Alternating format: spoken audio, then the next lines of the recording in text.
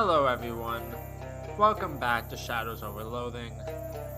Last time we left off, we got through some of the swamp area on our mission to find and rescue Charles Wallace. And we fought Occam's Gator, trying to save the two kids from largemouth bastard sons. And currently we're trying to find all the monsters, quote unquote, for these kids in this monster shack. So that's what we're doing today. So I'm not good with intros, so let's just get right into it. Forget which ones I need to do.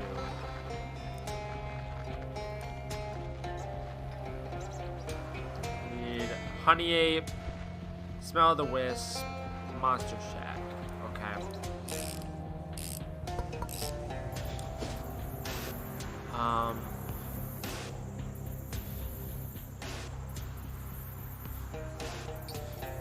The Honey Ape.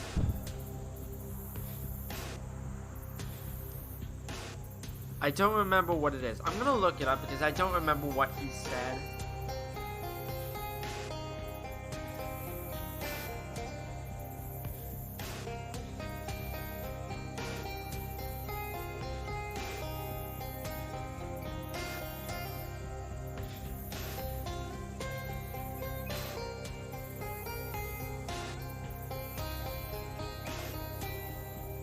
Oh, okay. Apparently I was given an item, but I just don't know what it was, so... It makes sense. You follow the prince to a clearing in the middle of a small stand of trees, and to your surprise, you find an animal pretty much like the honey ape the kid described, like a somewhat larger chimpanzee or a very small gorilla, but with disproportionately large and human-like hands. Is sitting on the ground, casually drinking out of a beehive, and doesn't seem to have noticed you yet. I'm gonna leave it alone for now. Yeah, that guy isn't bothering anyone, plus it might know karate or something. Let's just leave it alone. Okay, I need to try to increase my moxie.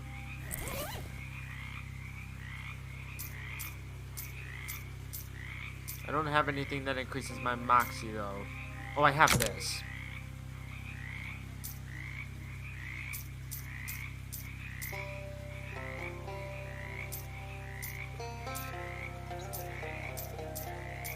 I don't have any pants.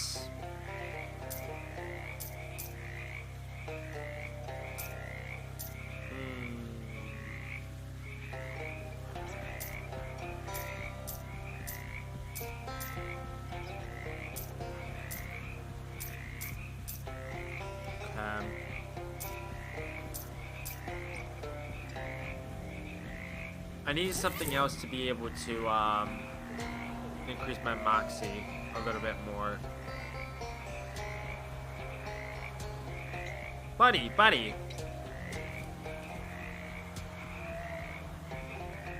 Are the frogs talking? You clear your throat. There was a frog in it. Haha. Maybe don't use that joke when talking to the frogs though. Hello frogs.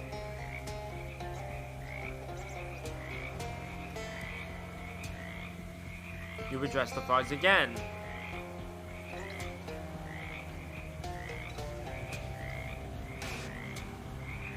Wait, are you saying you're humans, not frogs? Right.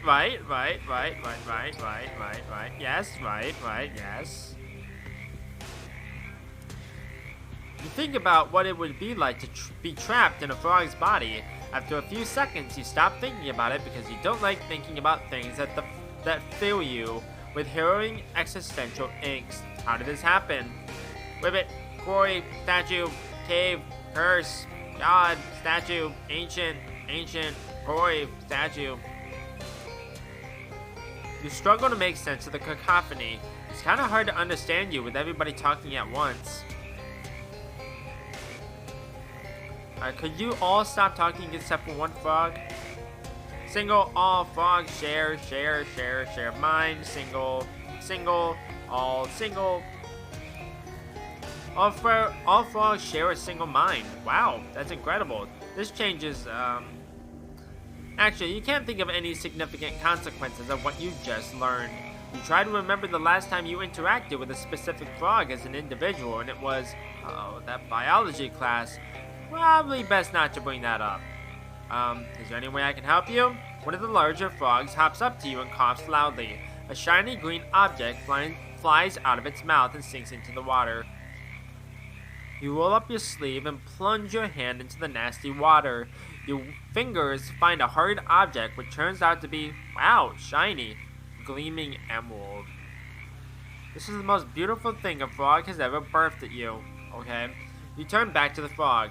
What should I do with this? A second frog approaches and belches up a soggy piece of paper. You decide to just look at it instead of touching it with your hand. It appears to be a shipping label from a nearby quarry. Okay, I got the Heim quarry.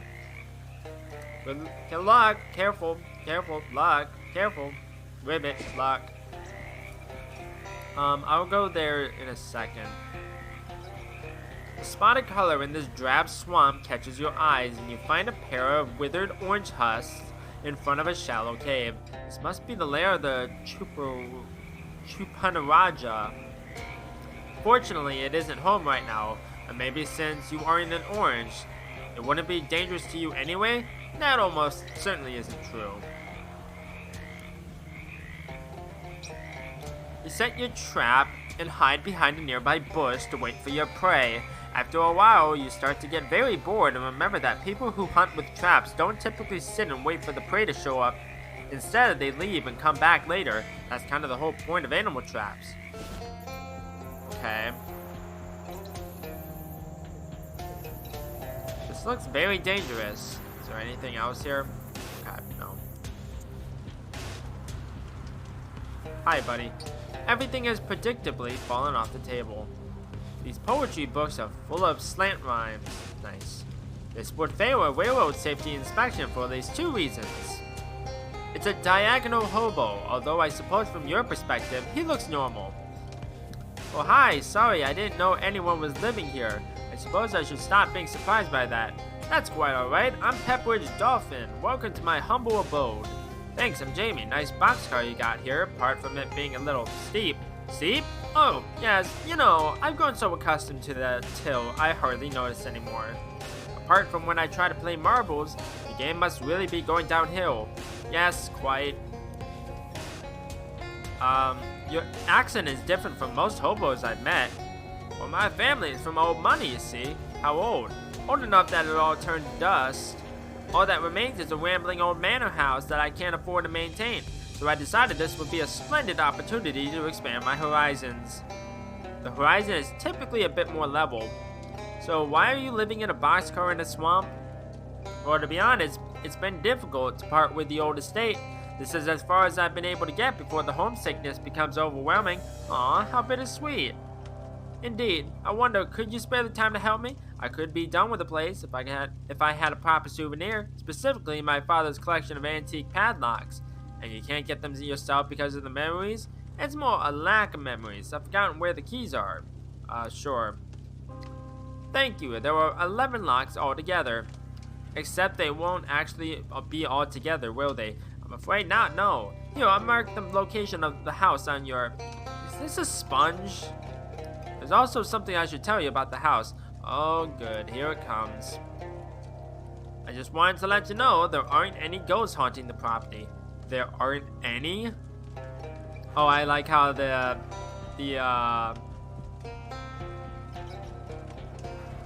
what's the word for it? The, emphasis of aren't is different, because usually it's like slanted, but since all the other text is slanted, it's actually normal. That's really clever. That's correct, not a 1. My family never suffered any violent or traumatic deaths.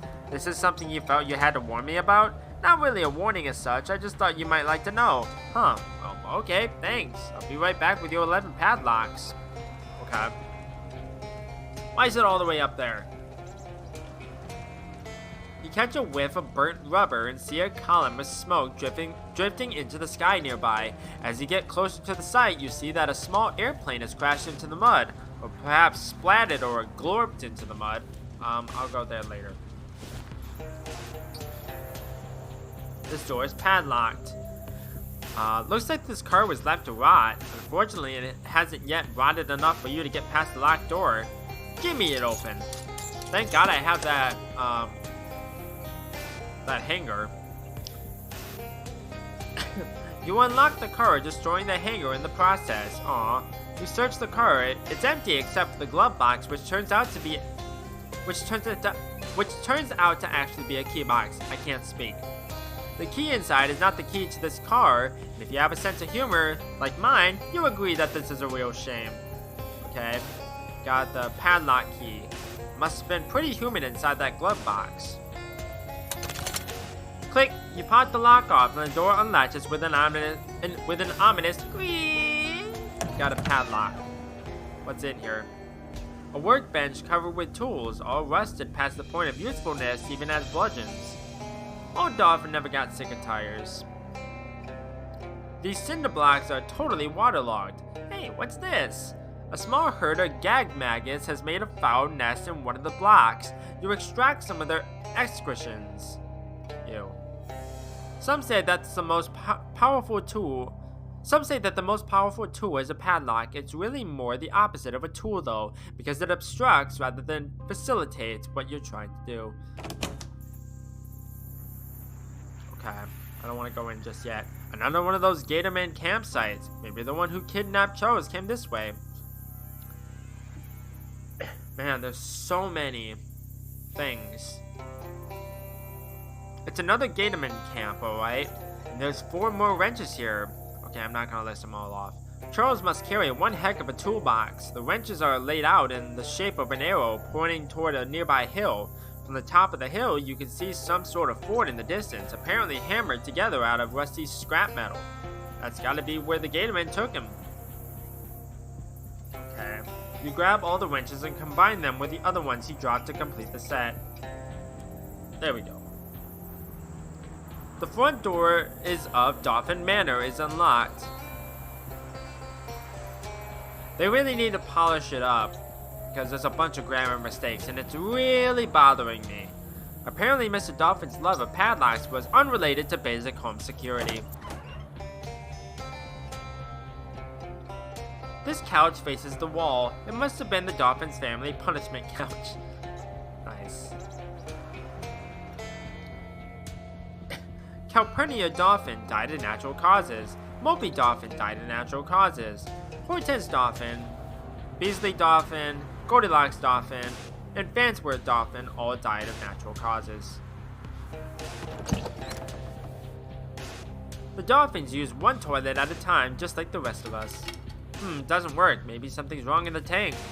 Well, here's your problem. There's a key stuck to the float valve hinge flange. Okay, I got another key. There we go. This medicine cabinet is securely locked. Maybe it's full of deadly poisons. Okay. This bathtub is full of steaming blood. Ew. Oh no, wait. The red is just the light coming through a stained glass rose hanging in a bathroom window. Okay. That doesn't really explain why the water is still hot though.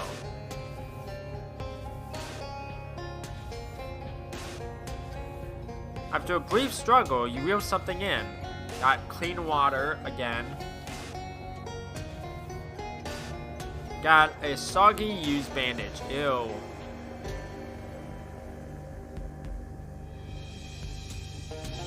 Okay, I got another bandage. Gross. A fancy store-bought radio. Okay. A fancy serving cart. It's one of those serving carts they use in posh hotels and in posh manor houses apparently, with a big silver platter covered with a dome-shaped lid, just the right size to hide a severed head or a roast of some kind. You cautiously reach out and grip the handle, then take a deep breath. Slowly, you lift the lid, tilting your head to peek underneath. Oh, it's empty. Oh well. Okay. Enough fine china to feed an army, if only you can get past the padlock, and if you were in command of the world's hoity-toityest military. Okay. A clean and well-lighted corner. Okay, let's go in here. Okay, the kitchen. Unfortunately, breakfast has not been served. Oh, man. Could really go for a nice breakfast. Sounds really good. The humidity has turned most of these dry goods into stale goods. Almost nothing has escaped the moisture. Almost. Got a can of fruit cocktail, which does what for me? Increases everything by 1. Okay. One of those old fridges that people sometimes got locked into accidentally and asphyxiated. Oh wait, that's still all fridges these days. Maybe that's why it's padlocked. The oven appears to have been colonized by scourge worms. This is so gross. Collect the hot ichor from the bile bladder of each worm. Okay. In Pepperidge's father's house, there are many drawers. Let's do the sink first.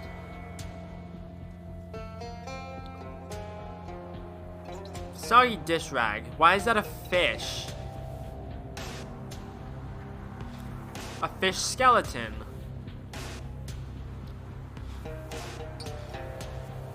And nasty old leftovers. Gross. Lots of stuff in here. A dire corn holder, junk mail, a match, and one of the padlocks. There's nothing left in the drawers. Okay.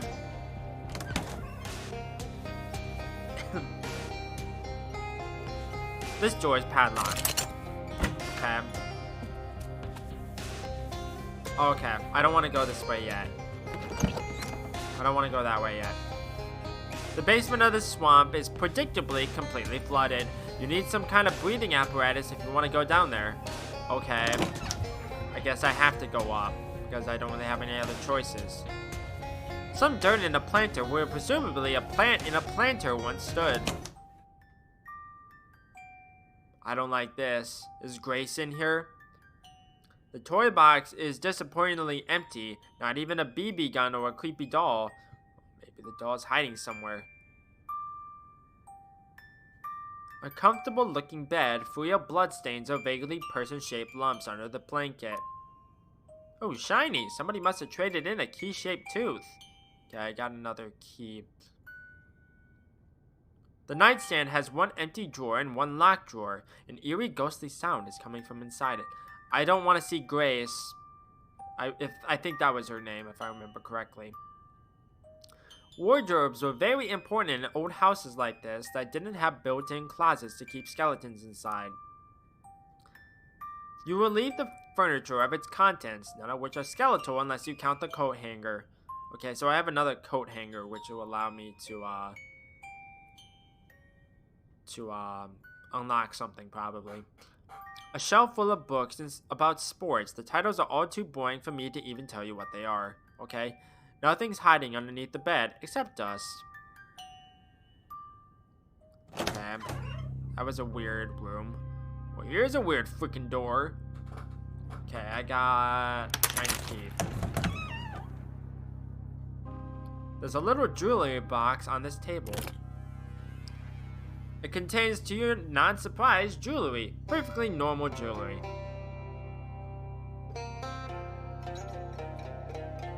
I don't see what the point of that is. Okay. Fancy nightstand.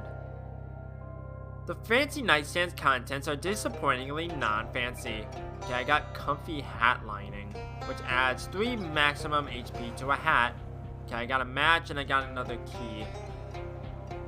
The cedar chest is locked and easily big enough to hide a skeleton in, or even a whole body. It's a fancy vanity, which appears to be a pedestrian vanity. There's some leftover makeup in one of those drawers. Okay. The convenient thing about products with radium is what they're easy to find in the darkness of the coffin they'll ultimately put you in. Okay.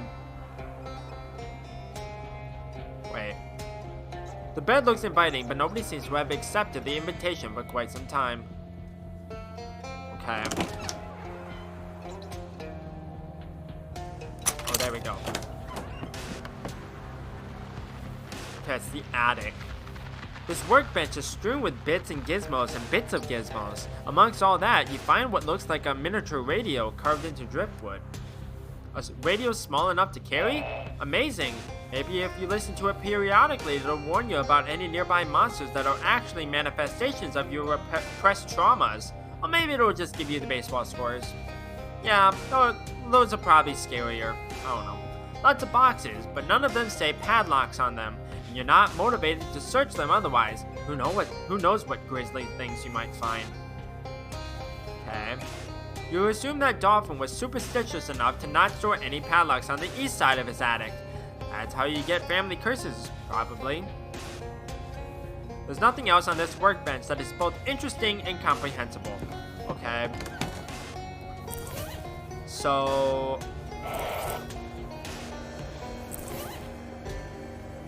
build a better radio and the world will beat a path to your door. A better one than this one I made.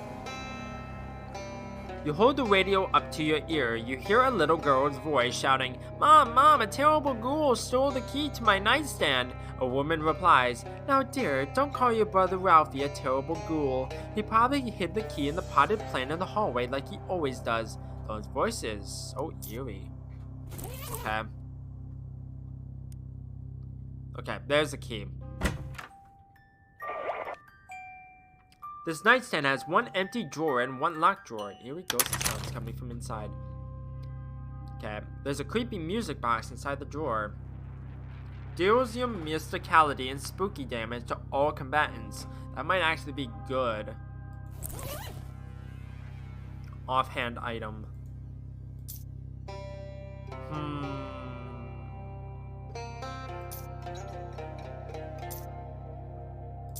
I think I might do that. Maybe. We'll see what happens. Okay. So how many do I have so far? I have 6 and I need like 11, 12. I don't remember. Oh, I forgot to actually check the thing.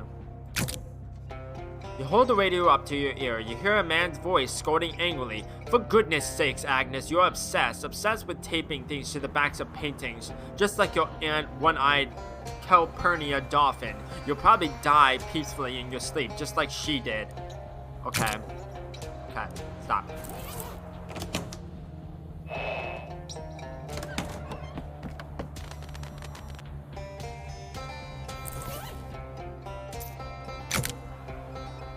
A boy's voice asks, "Gee, Pop, where'd you get all the treasure? Is it a cursed place, hoards stolen from the ruins of an ancient civilization?" "Haha, no son, nothing like that. Just sound investments in perfectly normal and moral financial markets." Okay. Okay, I didn't check the, this room. A ghostly voice wails, "Who stole my golden arm?" Then a boy's voice says, "Oh, come on, sis. Don't you know any other ghost stories? That's the only one you ever tell." Okay.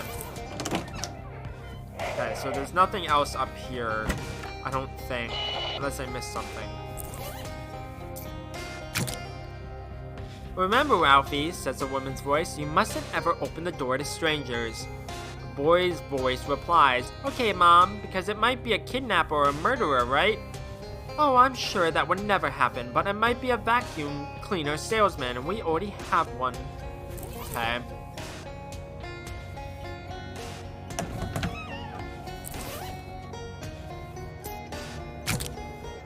You hear a woman's voice saying, "Please be careful around the kitchen knives, Rebecca. They're very sharp. I keep them that way because, counterintuitive though it may be, dull knives actually cause more accidents." "Yes, Mother, I understand," a little girl's voice replies. Okay. Okay, can't go up there. Could this be one-eyed Aunt Calpurnia? Considering the eye patch and the fact that the painting is labeled Calpurnia Dolphin. Okay. Got the padlock key. I don't know where it goes, though. Handmade radio. A man's voice says, "Ralphie, why on earth do you keep flushing this fish zester down the commode? Have you been possessed by some otherworldly or demonic force?" "No, Dad, I just thought it would be funny. It would be a funny place to hide it." Okay.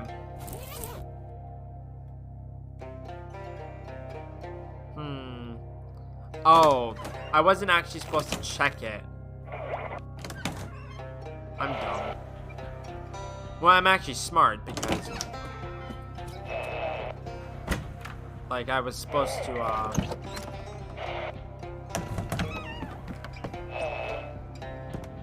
like, I checked it beforehand because I usually check all this stuff myself.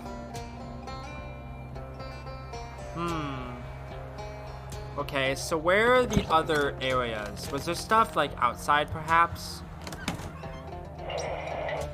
Maybe. Let's go back outside and go in here. Yes, there we go.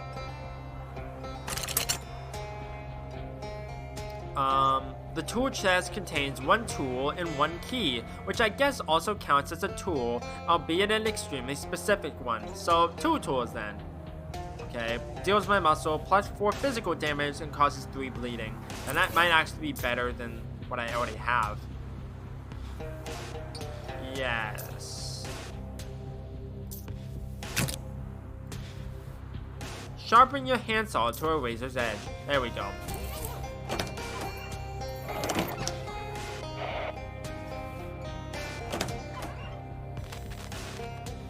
Okay, nothing there. Okay, is there something else with this area? No, okay. I just wanted to make sure. Okay, so where would this one go? This one. Enough fine china to defeat an army, if only you can get past the padlock. Okay, I already read that. You open the cabinet door and examine the stacks of fine bone china. Wait, bone china? Perhaps human bone china? Oh no, the brand mark on the bottom is a pretty well-known company, so probably not. Anyway, you find a really fancy hat. What does the hat do? Plus 4 to magical weapon attacks. Okay.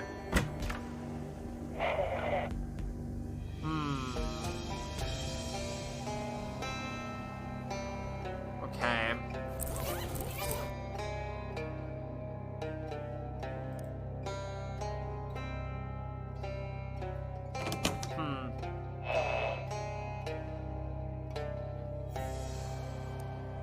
Okay, I don't know where else to go. Maybe there was some other stuff outside, perhaps. Yes. A woman's voice gasps. Oh my, Clarence! Why are you lying on the floor under your workbench? Are you alright? Were you attacked by a burglar or an axe murderer? Calm down, Agnes. I'm fine. I'm just practicing changing the oil in our car. Okay.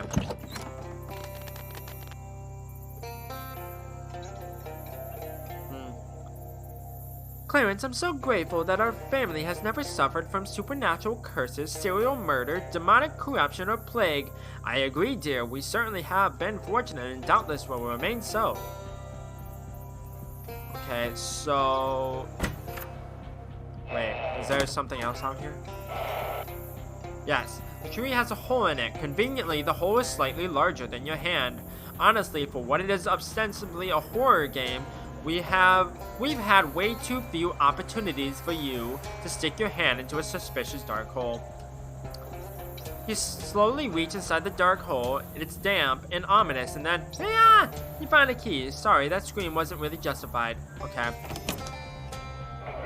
I forget where the last keys are. It's not there. Yes, I'm good.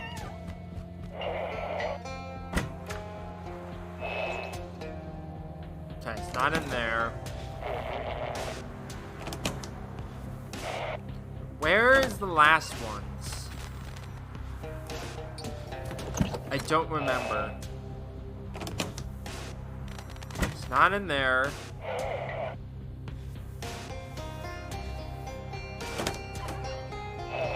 There we go. The fridge is empty of both expired food and expired hide-and-seekers. You do find a key inexplicably frozen into a block of ice, though. Okay, so maybe I have to put this in the hot water in here. And then I have to fish it out, probably. No? Oh, the medicine cabinet is securely locked. Maybe it's full of deadly poisons. Okay, I got Rhino Balm. Increases muscle by 1. And Burtworth's finest tooth wax. Ew. Okay, so I have 10. I'm missing 2 though. Right? Just make sure.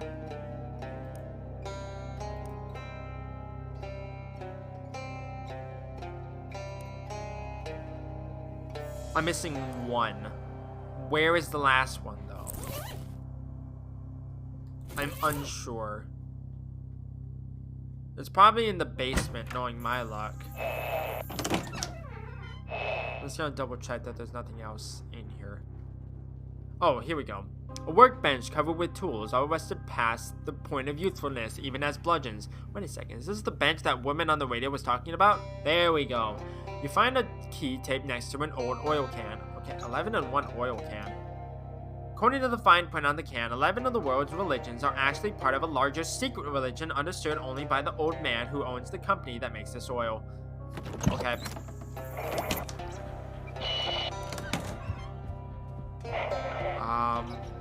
It's in this room, right? Yes.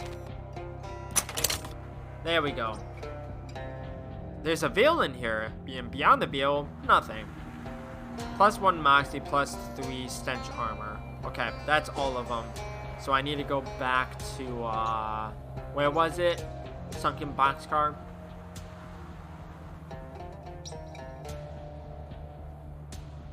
Despite anything the map might have to say about it, you managed to wander back to the spot where you set that trap for the Chupanaraja. Peering through the bushes, you discover that your trap has indeed trapped something. It sort of looks like a giant toad with a tentacle face, covered in boils that might also be eyes. You have no idea what a thing looks like, but this seems about as likely as anything you were imagining. The presumed thing seems pretty annoyed about being caught in your trap.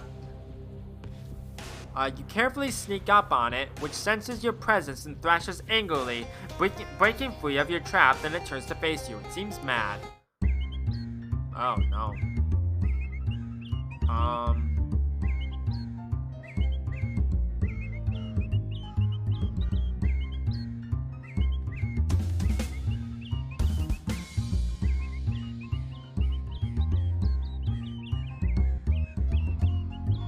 Oh God.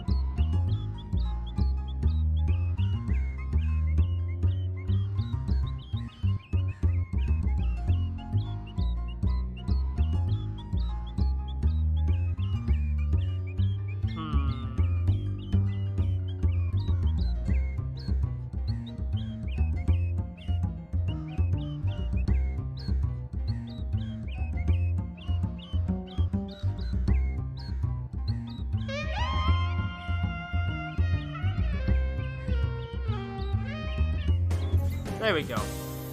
You won. You quickly cut off one of the creature's nostrils, pick up your trap, and get the heck out of there before the thing regains consciousness. There we go. Okay.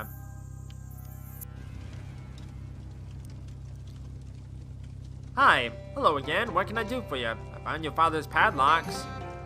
Thank you so much. You didn't run into my grandmother by any chance, did you? What?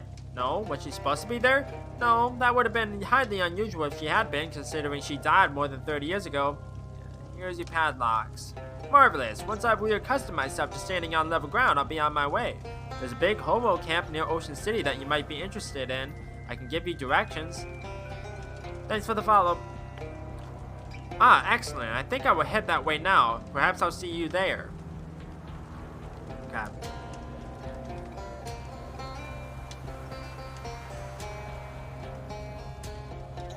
Oh, thanks for the raid, too.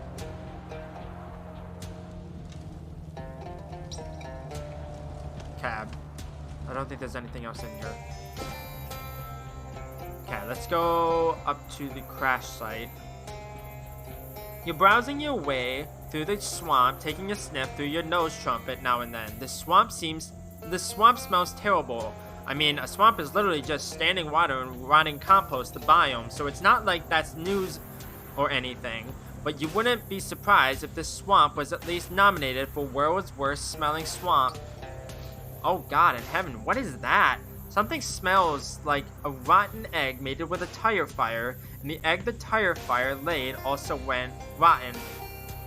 Hello, how are you doing today? Squinting through the tears, you see a patch of brown air hovering nearby. That must be the smell of the wisp that kid was looking for. You follow at a safe breathing distance as the smell of the wisp bobs and weaves through the fetid marsh. Eventually, it comes to rest on a rotting tree stump, and you sneak up quietly behind it. Just as you're about to grab a sample, 3 gatormen casually stand up from where they were crouched in the knee-deep water around you. Oh, jeez. Well, thank you. Go ahead and continue with that. I'm very interested in your stories.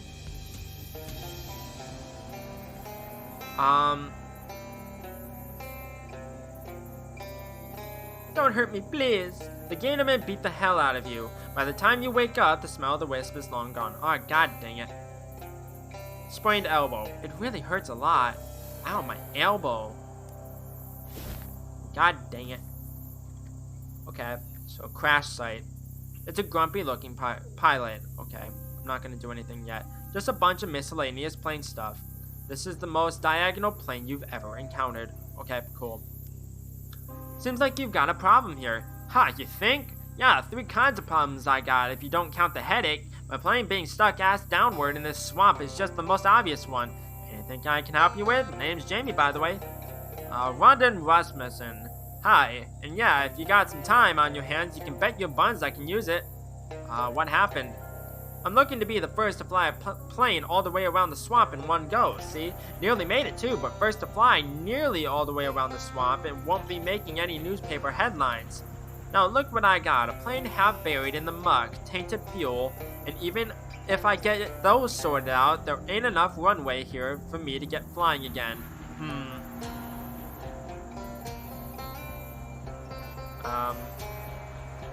What's involved in building a runway?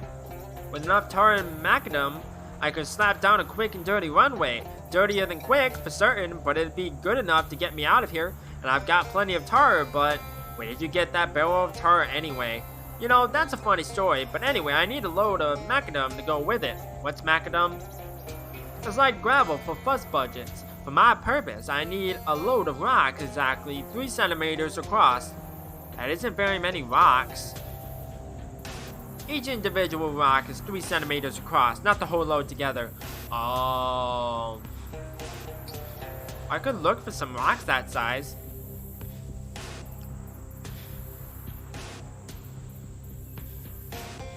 Well, that'd be great. Come to think of it, I believe I passed an old quarry on my way down. Didn't get a close look because I was kind of distracted, but I can mark it on your map for you. Can't go myself, I need to stay here and guard the tar. Okay. Your plane seems real stuck. Oh, you notice? Huh. Yeah, it's sticking up out of the ground there. Right, yep, it sure is.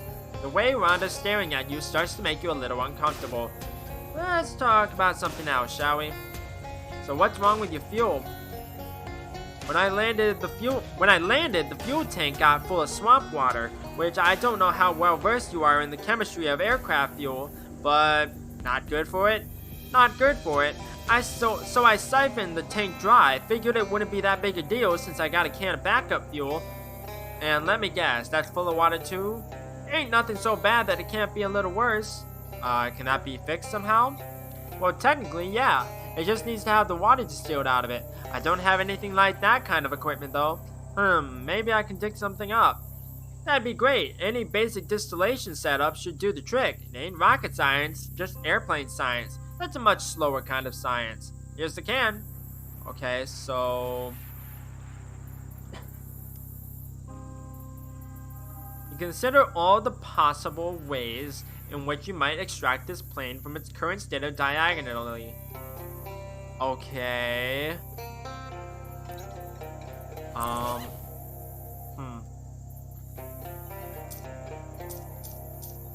Don't I have a thing that increases my mysticality?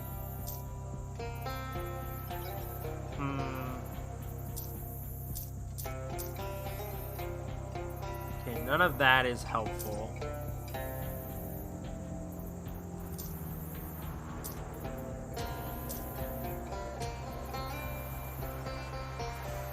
Okay, there we go.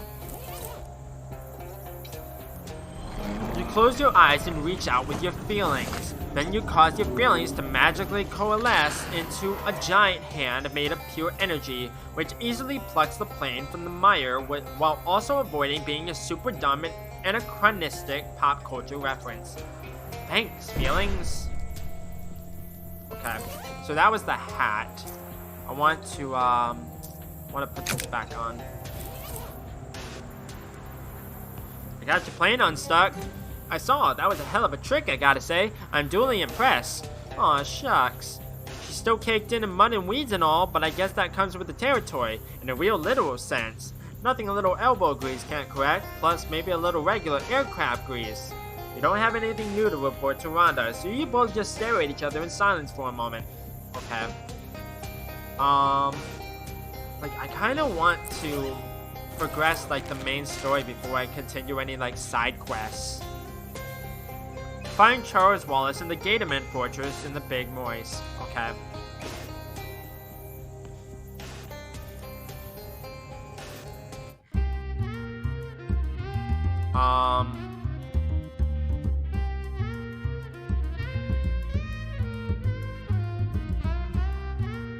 There's no way I can do this.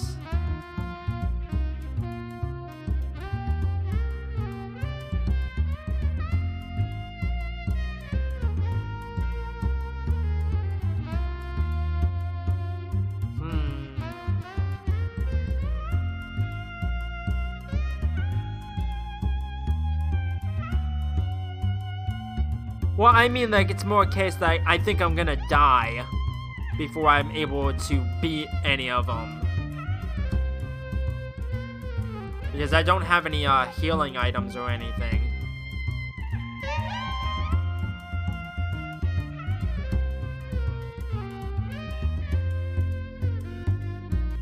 It's gonna be close.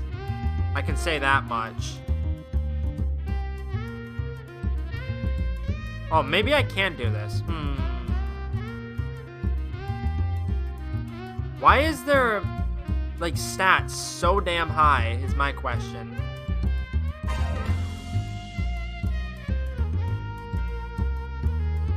Yeah, I had a feeling. Yeah, go for it.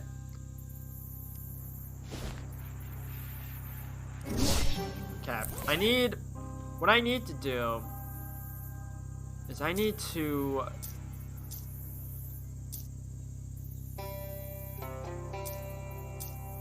do Moxie, because that's, like, I only have an ability that increases my Moxie.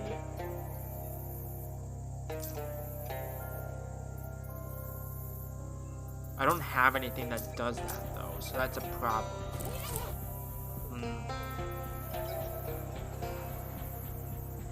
These Gatormen aren't doing enough damage to each other for it to seem like a real fight. Either they're just sparring, or this is how Gatorman arguments work. Either way, they aren't paying any attention to you.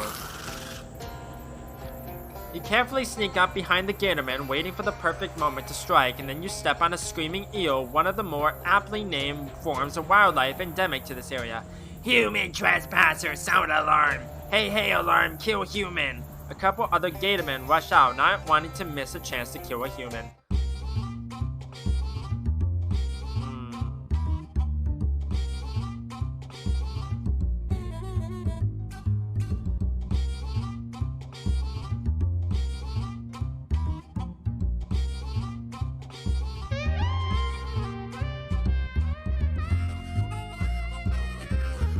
What's unfortunate is I don't have anything that can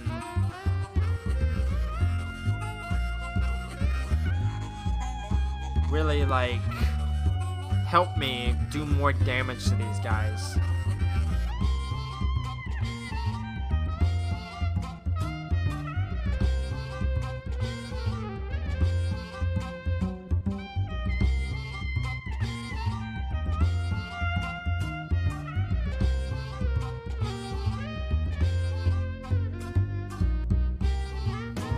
Damn. You lost. The guards kick your barely conscious body out of the way so they can fight each other without tripping over you. Okay, I need to get my moxie up, apparently.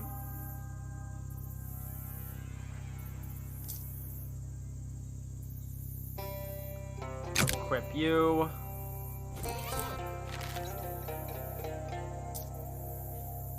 Apply you. I'm gonna get that as well.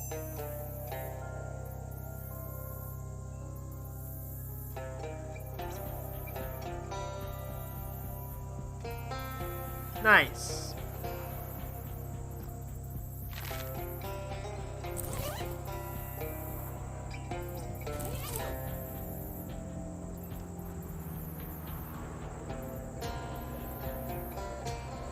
I miss stupid walking.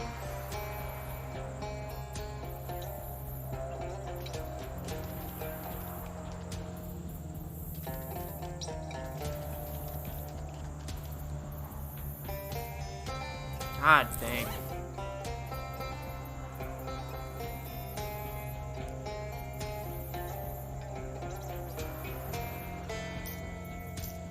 Need something that increases my stealth. Or not stealth. What do I need? Sleaze? Stench. That's what it was.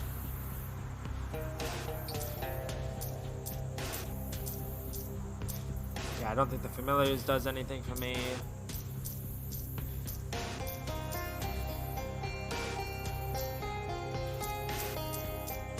Wings don't do anything for me.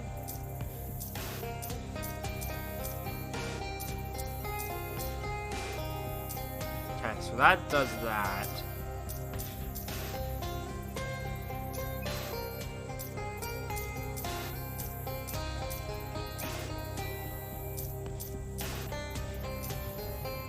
I don't have the ability to actually get through here.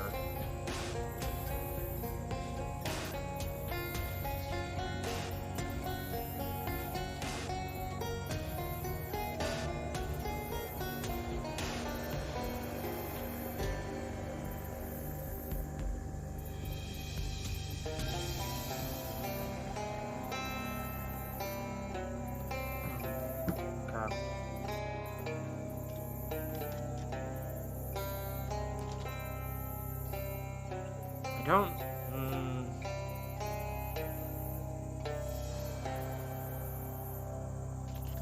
Need to be able to get around here. Okay, I'm gonna go back up to the monster shack. We find the arm of a traveling salesman sticking out of the ground. Given the condition of the arm, it seems like the body it's attached to must have been down there for quite some time.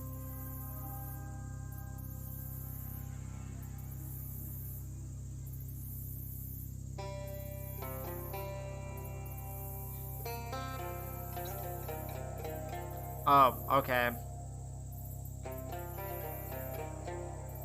It sounds very creative.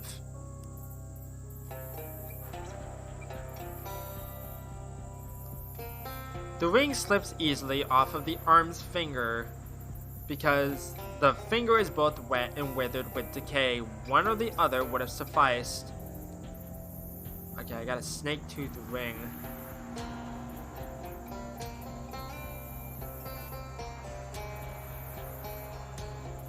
Give the arm a proper burial. Every time you try to dig, the hole immediately fills up with water. You decide to just use the shovel to press the arm down below the surface and call it a day. What do you mean, what's wrong? Did I say something?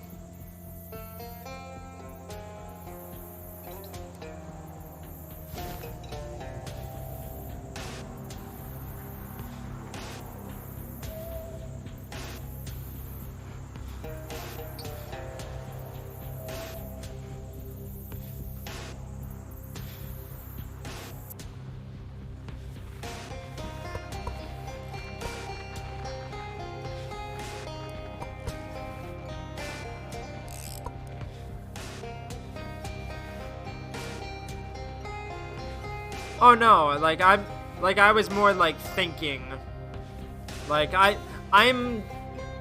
Like, I don't know exactly what to say because, like, my brain can't process things properly because I am autistic. So, it's not that I'm not, like, uninterested. It's just I don't know what to say. So, I apologize. It's not that I'm not interested or, like, anything.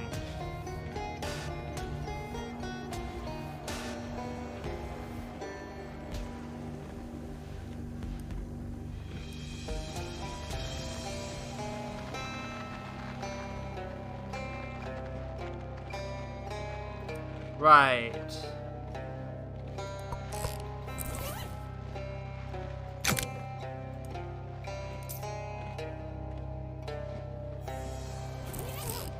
Okay, so now I have that.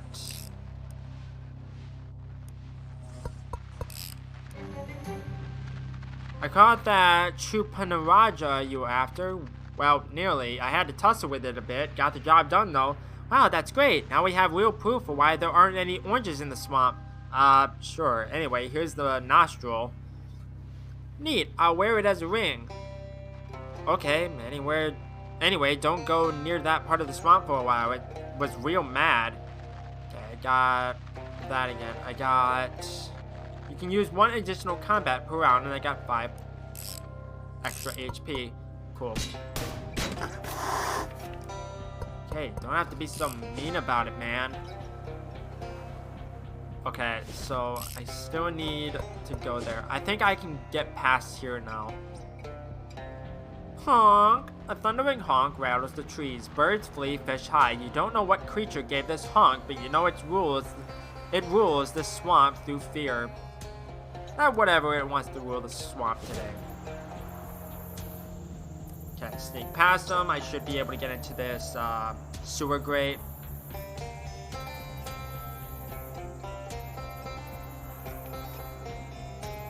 Wait, what? Why not?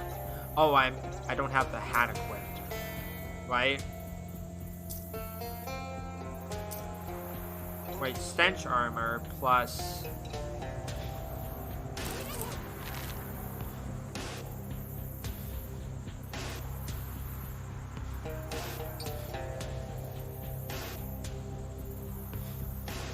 Am I really 1 short?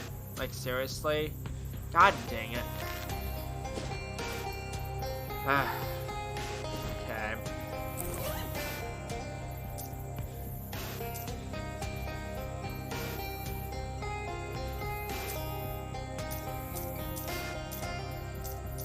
I might have to go find some stuff.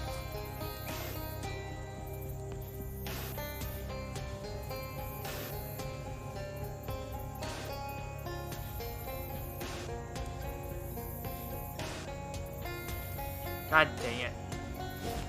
It's really unfortunate. Oh, these guys are gone now. Okay, I'm gonna go back to Ocean City. I'm gonna try to get some stuff. I'm gonna talk to this guy. Hello, how's the grenade project coming? I threw all 6 of them, and 3 of them blew up in my face. 3 out of 6 isn't too bad. I think I can still sell them. In exchange for your research, I'll give you a discount. I'll give you a discount from now on. How much of a discount? 200 mean in total savings across all future purchases. Here you go. This seems less like a discount and more like a flat reward. I just don't like being arithmetic. Okay, what do you have for sale?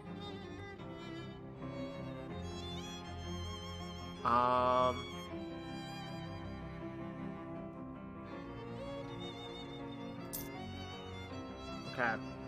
I need to get this. Do you have anything else?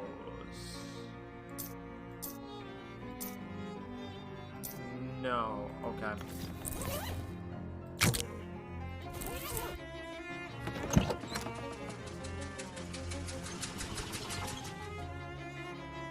I don't think I have anything else I need to do here. So let's go back.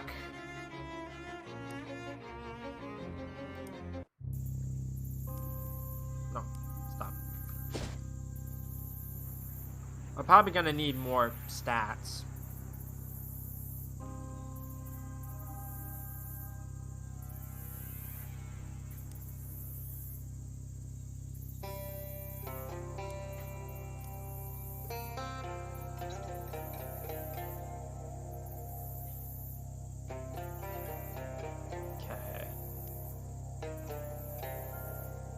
Successfully creep on the unsuspecting primate, but you run out of trees and brush to hide behind before you get close enough to do anything.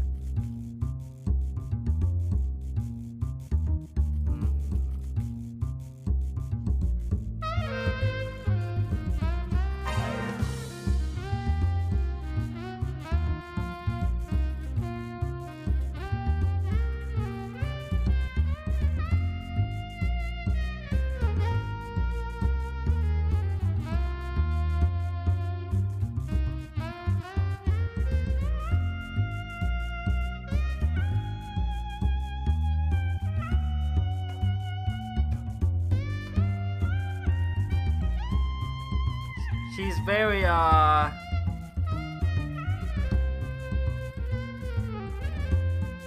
like, she likes to play with her food, right?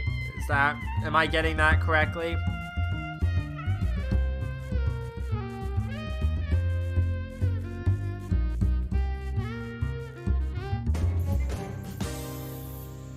Gotcha. Mine grew stronger.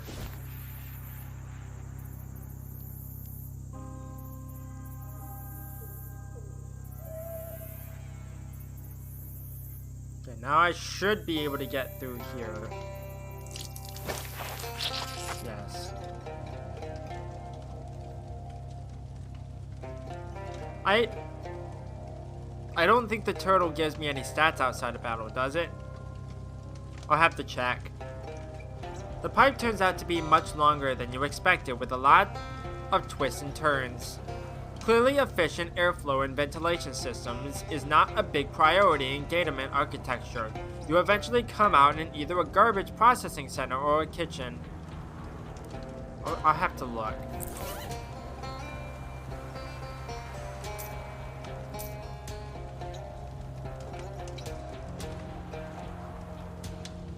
That's why. So I would need to get it up. Like I'll see what I can do. Actually, I'll keep what I have for now, and I will go back to the city and I'll like grind up there. When I'm done here, and next time, yes, I can level them up. I don't want to ring that. The remains of an awful meal.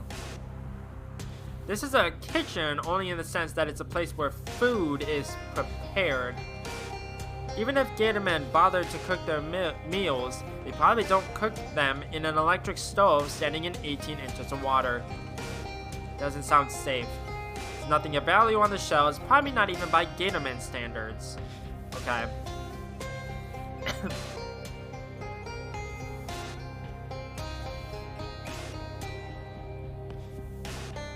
I don't understand the reference. Would you can you elaborate with that? The chain wasn't attached very well and the whole thing comes loose. Got refrigerator on a chain? Neither the refrigerator nor the chain is in very good shape, but you're probably not going to find a better version of this very specific combination. Oh, okay. I haven't, I'm not really aware of it. I haven't played it, nor have I seen someone play it, but I am aware that the game exists. Oh, there's more stuff. I'm stupid. It's Charles. He's in a cage. It's a cage with Charles in it. Charles! Shh, I'll hear ya. Alright. Boy, am I glad to see you, kid. Thought I was a goner. You're the adventuresome type and all. You know how to pick a lock? Only with an appropriately shaped key. You have to get it off their leader then. I think his room's down the other end of the hall.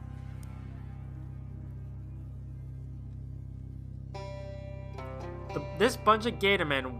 Wait, what's the collective noun for Gatormen? A cruelty, a depravity, a butthole. Well, anyway, this bunch of Gatormen seem more concerned with the possibility of someone breaking in their front door than sneaking in through their kitchen. Sneak attack them. You stealthily creep up behind one of the Gatormen and knock him out with a quick strike to the back of his head. The other two seem shocked by this display of poor sportsmanship. Ha! Okay, there we go.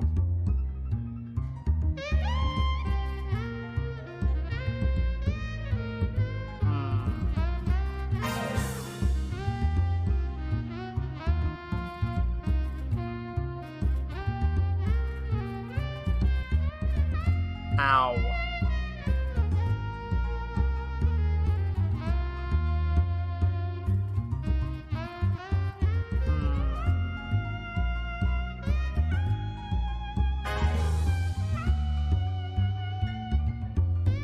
I didn't mean to do that, but okay.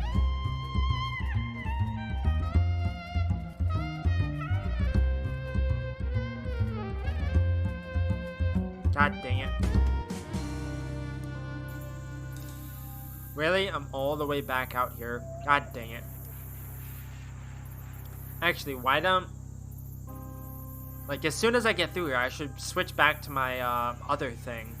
My other hat. Be smart. No, not you. Hats. I want to put this back on. Attach you.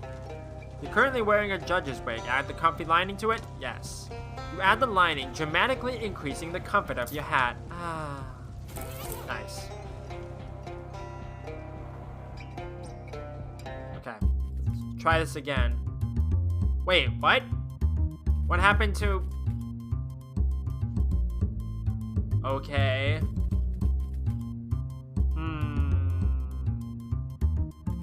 I'm now concerned.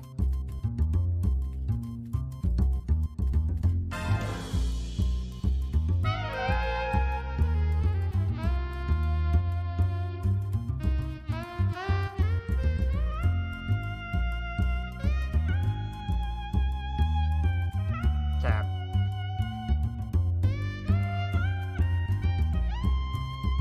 There we go. You won. Now their collective noun can be an unconsciousness. Got 88 meat, a nasty pastry, deals 15 stench damage, and Gator Punch. Increases the damage of your melee weapon attacks by 5 until you use another potion. Also got some gator hides for that hunter. Oh yeah, I forgot about that. Is there anything? Best let sleeping gators lie.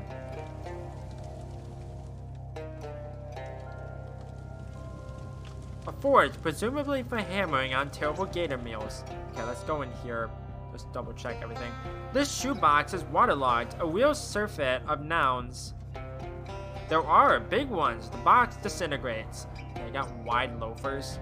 Widens your gait. This is either a pair of shoes for 2 people or 2 pairs of shoes for people who only like to wear one shoe but on both feet at once. Okay. A loose length of rusty chain. As a seasoned adventurer, you can't possibly pass this up. You're not sure exactly how long this chain is because you're not sure how tight you're supposed to pull a chain when you measure it, and also because you don't really care. Oh, okay.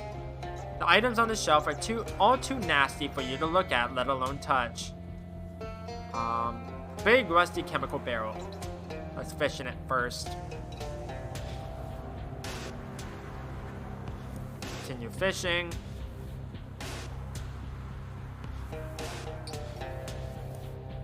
Okay. Am I gonna get any, like, items from this? Probably not. No. The barrel says chloroform, and so does the smell leaking out of it. Woof. I see what you're going for, and sure, filling the place with chloroform fumes would knock out all the guards, but it would also knock out you out, and the water you're standing in is almost knee-deep. You can double-check your to-do list if you want, but I'm pretty sure it doesn't have drown scheduled for today. Oh yeah,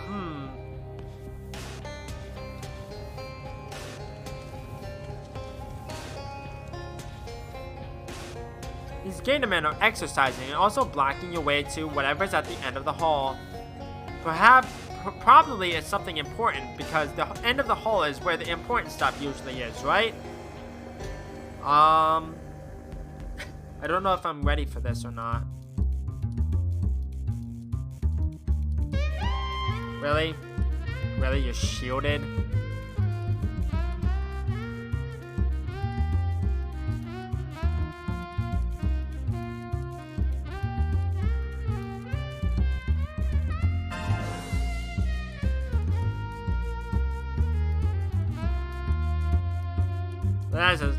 That doesn't seem good for my health.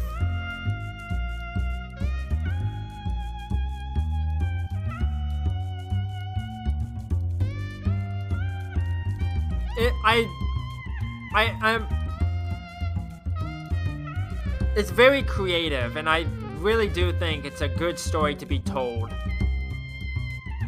Because I haven't really heard of a story like that before, so it's very good.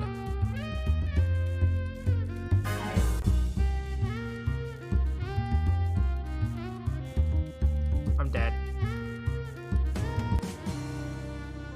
The Gatormen drag your body out of the fortress so you won't distract them for the end of the hall guarding duties.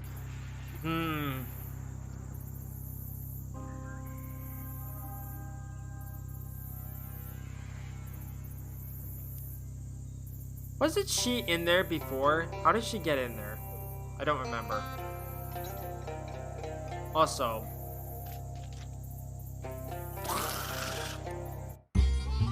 that's why. That explains a lot. Okay. I don't think I would win. I don't think I would win that fight. Okay, I thought there would only be 2 of them. It's like, that doesn't seem right.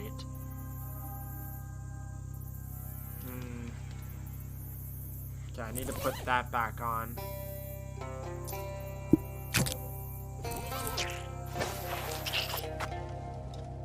Don't like those noises.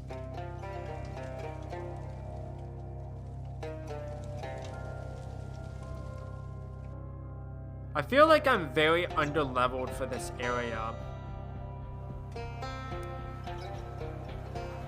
Oh, there we go. You jump over the barrel of chloroform and sort of flap your arms to wave the fumes out into the hall. After a second, you hear a Gatorman yell, "Smell funny, and then several loud splashes. There we go. I thought I had the gas mask equipped before, but apparently not. How lucky you didn't crush his hat when he passed out.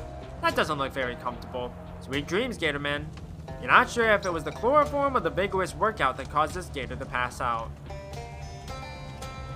Okay. Do you think the Gatorman's taste in books is as bad as everything else about them? Keeping the rust off your iron fist. Don't eat your henchmen. Tips for new rulers. Spot welding guide for ad hoc fortresses.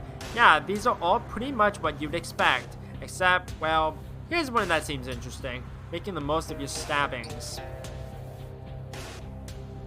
A knife fighter's guide to maximizing the effect of each stab. Okay, knife in the dark. Deal 25% of an enemy's max HP and physical damage. Yes. Yes. You skim the book. There were so many places to stab a person that had never even occurred to you. There are some diagrams in the back that show the most painful places to stab each of the most common categories of stabbing victim. You can memorize it, but it takes some effort. Okay. If you do, Knife in the Dark will deal an additional 10% of max HP and damage. Yes. You study the weaknesses of your future foes until you're confident that you're the best stabber you can be. You practice your stabbing on a nearby tree, but you don't have a knife handy, so you use the book instead. It is destroyed in the process. What tree? This hole leads down into a massive underground chamber. Okay, not yet. You found it, the least comfortable chair in the world. This is the real seed of power. Okay, I got more XP. I need to check my books.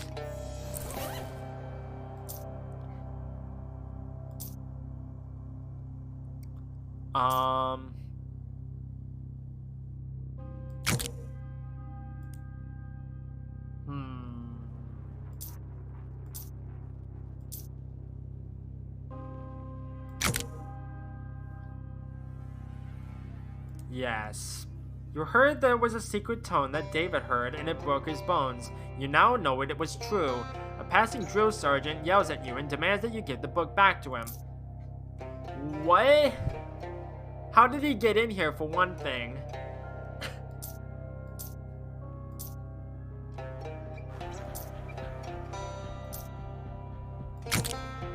Okay, I can't do anything else with that right now. Okay. Property private, scram!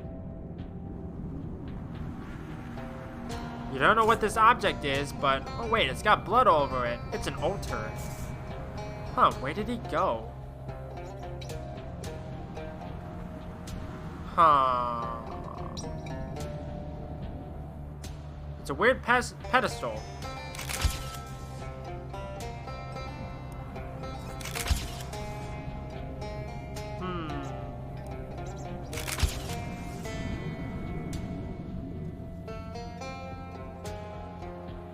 Okay.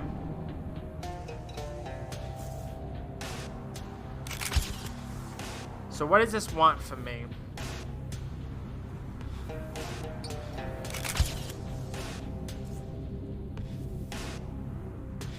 Oh, there we go. I'm serious. Go away.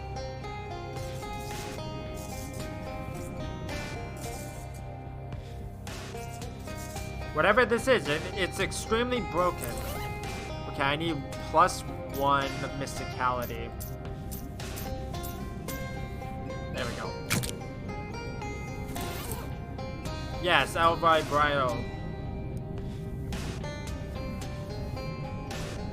I need to go back and I need to finish that up because I never finished that quest line. All of these blocks are clearly trying to move in a way that makes sense.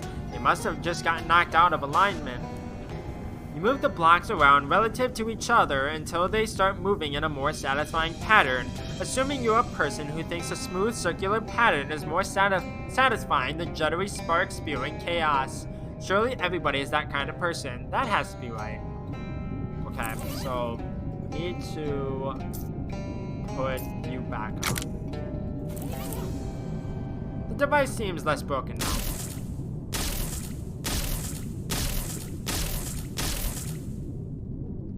Good grief, you wouldn't have fixed it if you'd known it was going to be so ungrateful. You've been blasted with a bunch of ancient lasers, and it has awakened the ancient laser power concealed in the mitochondria of your cells. Yes, I can use 3 additional combat items. Sheesh. Sheesh. Okay.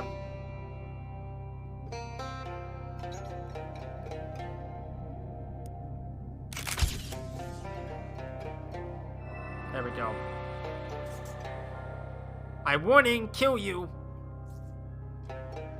You won't do shit.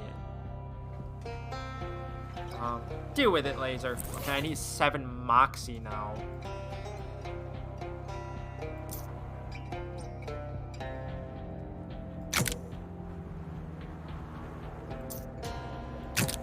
Okay.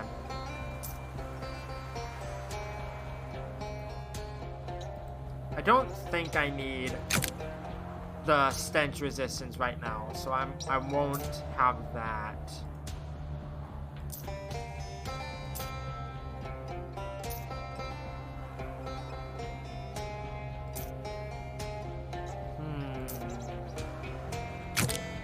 There we go. Is this some kind of ancient temple guardian or something? It's shooting out a bunch of tightly focused beams of light that science doesn't yet have a name for, but which you can probably assume you don't want touching you. Oh, okay.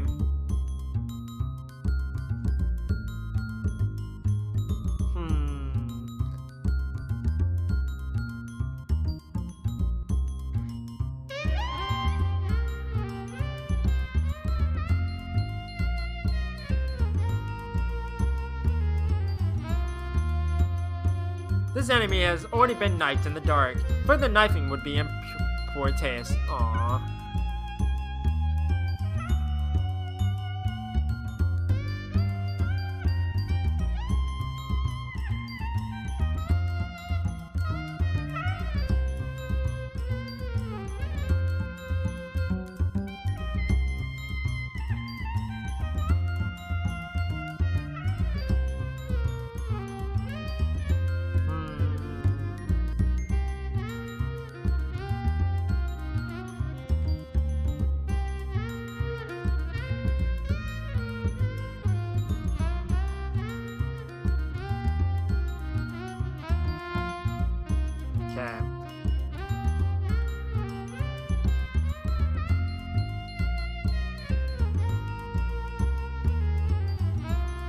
There we go.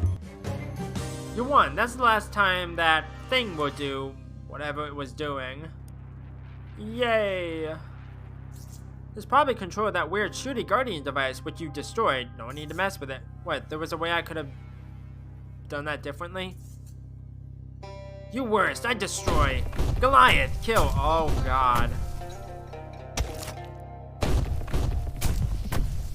That was unexpected, but okay. Wow, geez, that thing really did a number on this guy. I hate that I can fish here. Waste not gator blood, want not gator blood. Got hematic ichor. You poke around in the mulch until you find something that looks more or less like an old iron key, except kind of blurry. It sizzles and twitches in your hand as you pick it up. Okay, this has to be the key Charles mentioned. You look at the hulking Goliath at the end of the hall. There doesn't seem to be anything beyond it, and it looks like it could squash you in an instant. Let's go back and unlock Charles. You make your way quickly back up to the room where he was being held. Well, I'm curious whether or not I can actually, like, fight that dude.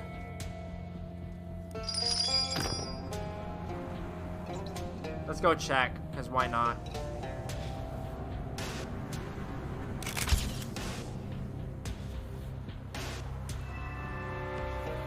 I probably shouldn't, but I just want to check.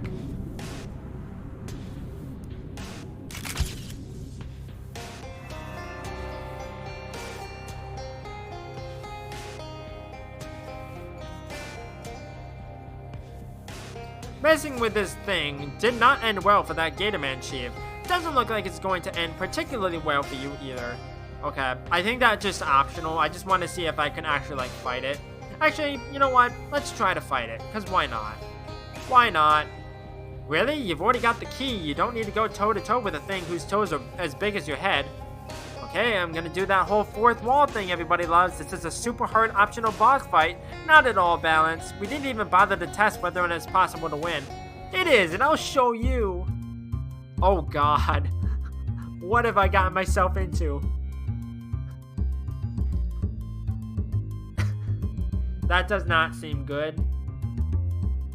Oh god, I didn't expect it to be that hard. I thought maybe it would have had like a couple hundred health, but not 1,000 health.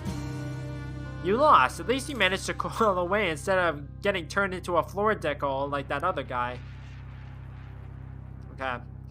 I didn't expect it to be that difficult, but at least I didn't like die or anything, so that's a plus. Okay, let's get out of here.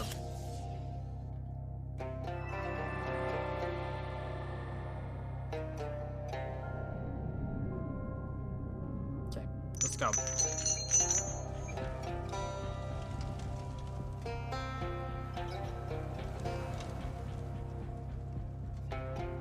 It's Charles. He's in a cage. You found the key? I think so. It's kind of weird though. Yeah, I don't like the looks of that at all. I bet dollars to donuts that's the artifact we're looking for. It couldn't possibly be the key to this random Gatorman cage in the middle of nowhere then, could it? Well, it might have some kind of key-related powers. Normally I'd advise against using it, but I don't see any other way out of this mess. Okay, here goes. I didn't like that noise. The key shifts unpleasantly in your hand, buzzing and clicking through a jerky slideshow of shapes, as though searching for the particular slice of a higher dimensional object that will fit this lock. When it finally finds the right one, it jerks forward in your hand and twists, and the lock clicks open. Your hand feels numb. But thanks, thought for sure my bacon was well and truly fried. Don't mention it, Charles. Let's just get the heck out of this dump. With no further cause to stick around apart from any unfinished side quests you might have, but you can always come back for them later, you escort Charles back to town. Oh hey, you found the cursed artifact and brought Charles back home safely. I can't express how grateful I am. I don't know what we'd do without him. Thank you so much. Oh, it wasn't nothing, but you know. Yeah, I get it. Don't forget to uncurse that thing before you go to bed. This key seems like it has the power to open any lock. That could be extremely useful. Wouldn't really be all that bad if I didn't uncurse it? Well, I'm not gonna drag you into the machine and force you to do it, but yes, I don't actually know what would happen if you don't uncurse it, but I assume it would be pretty bad. Look, you uncursed all the other things, right? I didn't uncurse... Well, I did uncurse one of them, but I didn't, I didn't, remove it from the machine, because I need to figure out how to, get past that. Great, so go ahead and uncurse this one too, okay? Better safe than sorry. Okay. You sit in a chair, which is surprisingly uncomfortable, blah, blah, blah. Remove the gas. Hey, Jessica, does this thing get rid of gases? The plural of goose is just geese. Why do you have geese? No, geas, like a curse, kind of. Oh, well then, sure, probably. Your finger hovers over the uncurse as controls. Ah! Inside the contraption, you feel a whoosh, a pop, and a little pain, not unlike having your ears pierced, and indeed there's a spurt of pus that follows the procedure, although not from where you think. Okay. Good stuff. The key jumps up to the roof of the dome and sticks there, shaking and keening, that's the sound keys make, against the metal. The lights in the store whine, flicker, and then cut out completely. Dang it! Only when the power is out does the key calm down, give up the most odious part of itself to the machine, and drop back down on your lap. Light returns to the store. Fixed it. We had a spare light bulb under the cat. Why was it under the cat? The key's curse lingers in the machine. It is, itself, an arcane lock to be solved only by a projection of consciousness. Let's try it. This seems oddly familiar. I have assembled everyone just as you asked. Detective, the victim's wife, and the two men who were present in the passenger car at the time. I confess the truth of this murder continues to elude me, but no doubt you are soon to enlighten us with your great powers of deduction and observation. May I inspect the body again? No, that wouldn't be fair to the other passengers who haven't had a look yet. I see, but I will tell you what I know. At 11:13 a.m., the professor dropped dead in his chair after sitting down with his wife for a cup of tea. At that time, Not Gonna Bother and Mr. Andretti were the only other passengers present in this car. Mr. Perry returned later. The rest I leave to you to deduce, Detective. I need a moment. Okay. Niccolo Andretti, a businessman. He adjusts his cufflinks. I told you I'd never heard of him. I've never even heard of this man. I know of Burgerworth College, of course. It's an excellent institution, but I didn't know he was a professor there. Now, come on. Let's not delay our journey further. I'm traveling in 19 suitcases of exotic rubber to make new and exciting wheels at the factory. Detective mode. You observe closely to see what you can deduce. Exotic rubber, eh? No doubt from the jungles of Almodovar, whose local blend of nicotine I smell on his collar. Of course, the rubber plants of Almodovar don't just yield material for bouncy tires, but an odorless poison lethal when drunk in hot tea. Why would this man abet the murder of a stranger? I suspect the answer lies in the resume on the table, and the name printed on it, Martin Perry. Victim's wife. She dabs her eyes with a handkerchief embroidered with the words morning rags and wipes. A moment's privacy, please, Detective. I had nothing to do with my husband's death, and no reason to want him gone. He was a kind man and not a rich one. Everything he made he spent on the roulette tables. He owned over 700 of them. That's the largest collection in the world. We were traveling to Yorba Linda so the mayor could give my husband the key to the city, but that won't happen now. Detective mode. You deduce that you should make some observations. Sometimes the simplest answer is the correct one. She says she had no reason to wish her husband dead, but the chemical stain on her cuticles and the fingerprints on the window above, which she opened to dispose of the murder weapon, tell the tale more truly, but the nose reveals even more. Observe the zigzag pattern on the medial cleft below the nostrils. It's called Petrie's philtrum, and it's a rare genetic condition she shares with Martin Perry, her son. Martin Perry, a youth. The young man is absent-mindedly, but methodically disassembling and reassembling a fountain pen. It's as I said. Yes, the man was a professor of mine at Burgerworth College, and yes, he gave me a C and a D, but that's no reason to kill a man. Wouldn't you agree? Well, somebody did do that once. And that's not even a joke. Besides, at the time of his death, I was in a laboratory trying to figure out what all the bits and pieces do. The perfect alibi, wouldn't you agree? Detective mode. He's right. A mere C and D are no reason to kill one's professor. No, that is a reason. Not a very good one, but it is a motive. But is that the whole story? Observe how the boy tinkers with a fountain pen, but the train laboratory. He fancies himself a mechanic, but he wouldn't get a foot in the door of that profession if his C and D stood for car dunce. Nobody would be able to hire him unless the professor who awarded those ignominious grades died. In that event, every grade he would ever gave would be voided, and this young man could take a plum job in car manufacturing and start earning the big bucks. The train coroner. Yes, detective? Tell me what you know about the case. At the time, we're the only ones present in the car.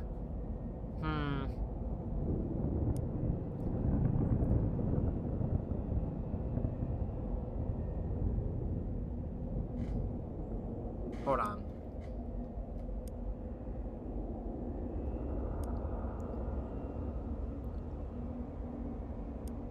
So he was in the bathroom.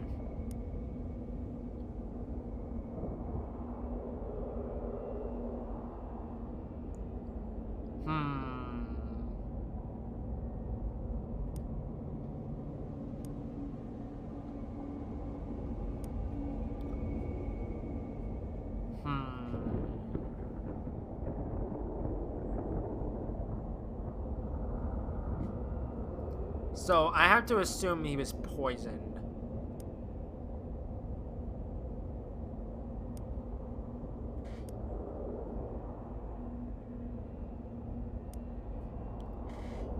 The victim was poisoned by Niccolo Andretti. What? Cretino. Please, all will become clear. The victim was poisoned by exotic poison from the Almodovar rubber tree.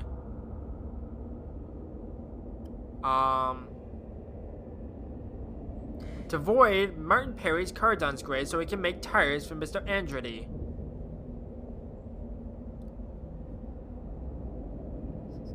No, Cretino. I'd give that an A for asinine. Careful now, don't be a fool. You were gifted with great powers of deduction and observation. Now, come on, use them. Wait, must take my leave. Wait, what? How is that not right? That seemed like very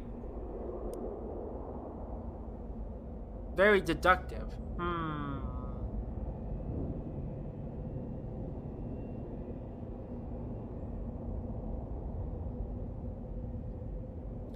I feel like this actually makes sense.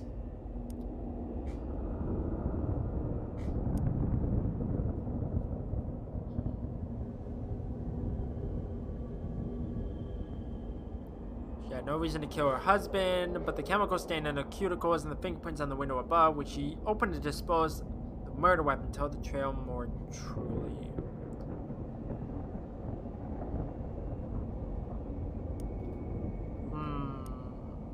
So Martin Perry seems to have more to do with everything.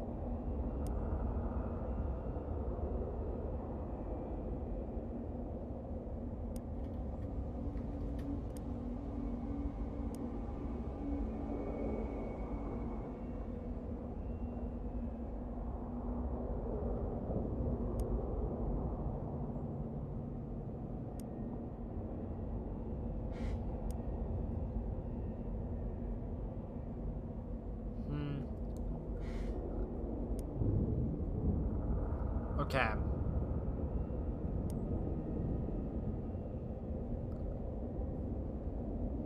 I don't really want to brute force this, but I don't know exactly what the right reasoning is.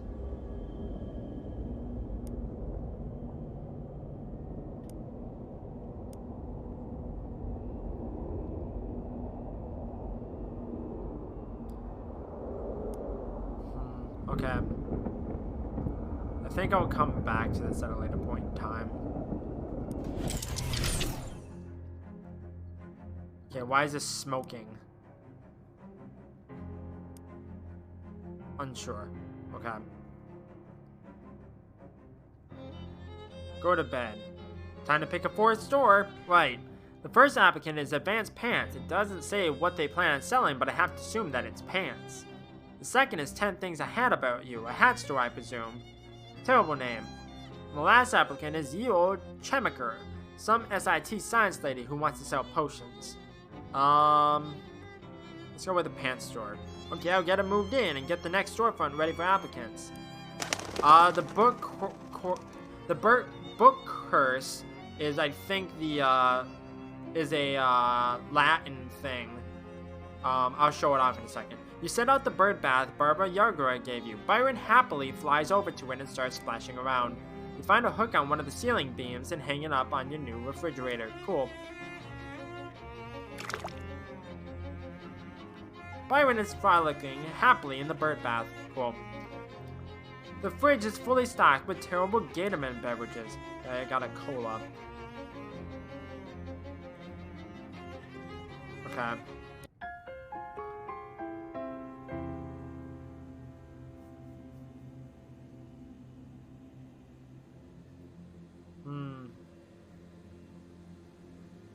Today is October 20th, 1902. My diary. This diary is property of Margaret, unknown. All others got to keep out under penalty of law. Dear diary, yesterday our dog Daisy died. Papa said it was bound to happen because she was older than me, which isn't old for a kid but is really old for a dog. He said we'll get a new dog soon, but I was sad anyway. Some birthday. At school today, the teacher asked what we want to be when we grow up. I said I'll be God, because then I can make sure all the dogs live a long time and are always happy. Everyone laughed, and that jerk Billy Gribsley said a girl can't be God. Wow.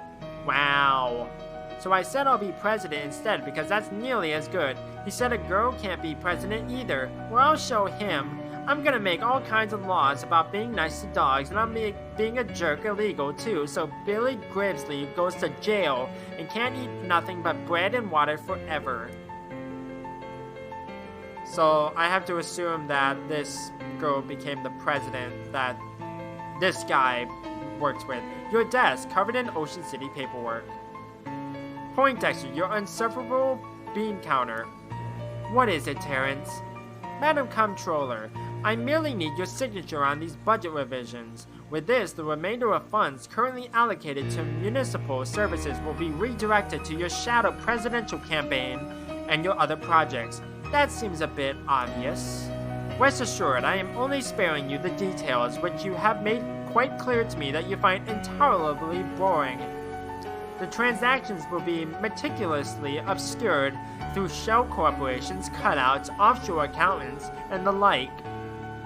Alright, good. You better not be skimming more off the top than I'm willing to ignore. Certainly not, Madam Comptroller. It's time to record the announcement of your candidacy for Shadow President. One of your PR lackeys, carefully trained to be just unafraid of you enough to tell you what not to say in public. Alright, attention, peons. Oh geez, don't call them peons, ma'am. And please try for a less totalitarian tone generally. Right, so something like... My fellow citizens, good evening. I'm Margaret, blah, blah, blah. That's weird, the levels went all funny when you said your last name. Don't worry about it. Hereby announce my candidacy for Shadow President. Vote me or else. Nope. Sorry, ma'am. No. Start out by explaining who you are. Most of them probably don't pay much attention to local politics. Alright. In my role as Ocean City's comptroller, I have made it my mission to... make sure you all get exactly what you deserve. What? Well, look, I get it. Double talk is fun, but it makes you sound kind of sinister. You'd be better off just lying. That's fair. In my role as Ocean City's comptroller, I've made it my mission to eliminate waste and graft in the city's finances. and I am proud to say that I have been completely successful through my program of shutting down needlessly wasteful civic programs, thereby reserving your valuable taxpayer meat for the things that actually matter. Things like family, prosperity, and freedom. Perfectly meaningless. Love it. Okay, then just a call in action to top it all off and we're done. Vote for me or destroy you. No, a vote for me is a vote for you. Oh, that's great. Just perfect. Good. Is that all? Yeah, we'll add all the legal this message blah blah blah campaign for Shadow President stuff in post. Great. I'm out of here. Time travel makes my guts itch. This guy is a yokel even by the standards of his time. Time to grease the wheels. Mayor Burby, I presume? Yes, who are you? I'm here to speak to you about the Crystal Dream Valley Dam project. I want you to make the dam bigger, much bigger and much more powerful. Here are some revised plans. A dam this large would flood the valley and displace hundreds of people, and besides, the dam as planned will provide a perfectly adequate amount of power. Why would we need to make it bigger? How about a handshake agreement? What? I don't even know who you are. You want me to agree to this on the basis of a handshake? Specifically, I'm offering you the chance to shake hands with the handle of this large briefcase filled with meat. Oh, well, now, yes, I think this new plan is quite viable. Good. This desk was carved from a single block of tedium, the raw elemental form of boring work. There's a sheep in your office. What the hell? It turns out that a lot of the president's time is spent on ceremonial bullcrap that nobody actually cares about. Case in point, pardoning the Thanksgiving turkey. None of your aides know what a turkey's like. What a turkey looks like, apparently. No, you're supposed to go beep beep. Like a sheep. Pardon the damn thing anyway. Your desk, covered in policy documents, both benevolent and malign. There is a note here about going back in time and making the Crystal Dream Dam bigger. Gotta get on that eventually. Your ridiculous court wizard isn't taking the situation seriously. Make it clear to her what is required. Give me a progress report on the SIT thing. Have you taken care of the problem yet? Oh, it's so dreary and unfestive there. All that math and science, it isn't holly or jolly. Screw your damn theme. Your entire job is dealing with magical issues. I won't have that do-gooding interloper messing around in the library. There's too much at stake. Get it dealt with, or I'm giving Crimble's federal holiday status to the freaking groundhog. You wouldn't. Go, get out of my office. 6 lockers. Some dumb jock kid you have to give a presidential fitness award to. Hey kid, how's it going? Hi? Brilliant. Alright, by the power invested in me as the Shadow President, here's an award for being able to climb a rope faster than most other kids, which is definitely important, and this is a great use of my time. Thanks? Do I give a speech? Whatever, I'm out of here. Okay, Gatorman. This miserable beast. Deal with it. President Strong, make rich. Yes, I know, and yes, you don't have to remind me of the terms of our 2-word agreement. You're keeping your people mean and hungry. Yes, warriors mean, warriors hungry, good fighters. That's right, you're my ace in the hole, the stinking mud hole. If I need to use force, so you'd better stay on top of things if you want your make rich. Keep everyone worshipping at the Gator Shrine, but for God's sake, don't mess with the stuff in the basement. If you screw anything up down there, I would turn you into wallets, get me? Oh, I get. Good. Oh, she's like getting corrupted. This useless oaf. Duty calls again, get it over with. More damn paperwork. How come nobody told me being president is all paperwork and talking to idiots? Sorry, ma'am, but the unwashed masses gotta be kept in line while we amass power.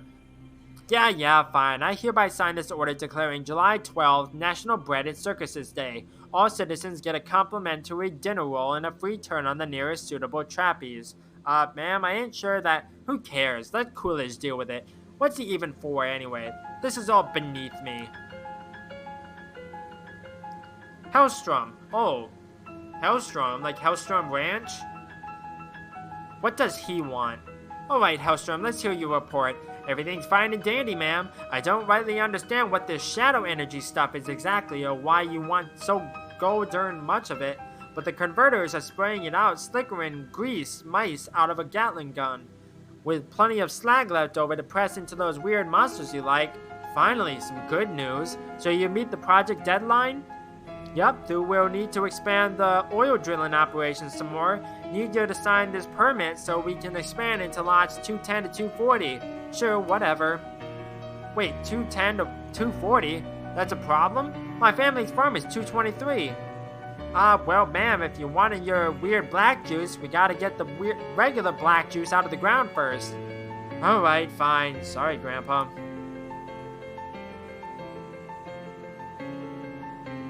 Okay. Enough of this.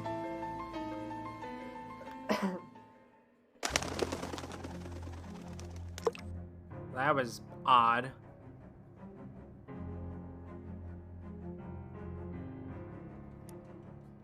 Okay, I don't need to do anything with that right now. Okay, I don't need to do anything with that right now.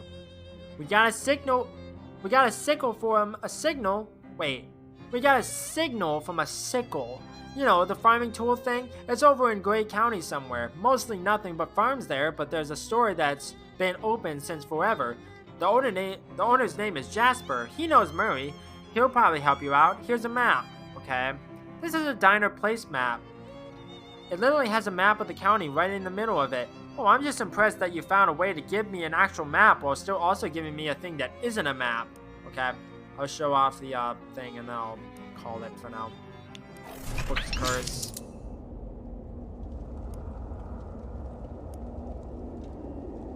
Okay. Don't need to read all this again. Oh, I need 6 muscle. Okay. Let's go back and see if I can do that.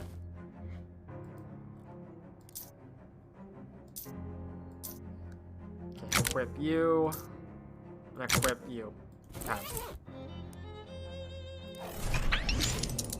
That should be enough anyways. Okay.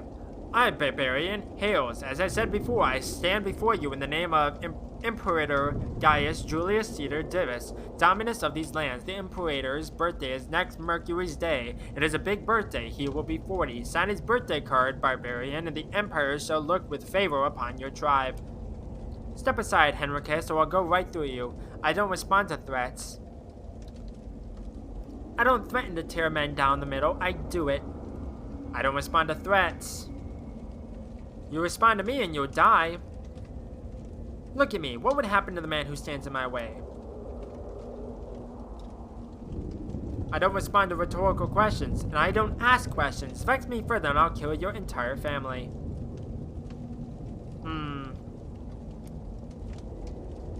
Rhetorical? Do you know how many men I have killed? Very well, Henricus. Tell me, how would you like to die today? I don't respond to open questions. This is confusing. Do you remember what happened when you first annoyed me? I don't respond to recall and process questions. I made my thumbs bedfellows of your eyes. Do you remember that? Are you attached to your eyes? Do you think you still will be by sunset? Fair, Grimhow, it is fairly won. You are right. I would not wish to lose my eyes and be deprived in turn of your fine beauty. It's not personal, Henricus. It's just a birthday card. Are you attached to your eyes? A sharp wit is yours, indeed, Grimhow. But oh, if you had only lashed with me in Latin tongue, your barbs would ring like great poetry. You bore me with your Latin. Wait, what? This is a foolish man. He is no danger to you.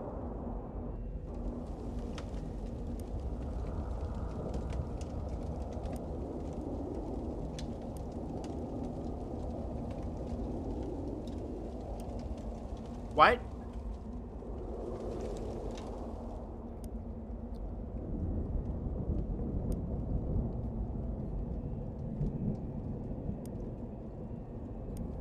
Okay, did I mess this up or something?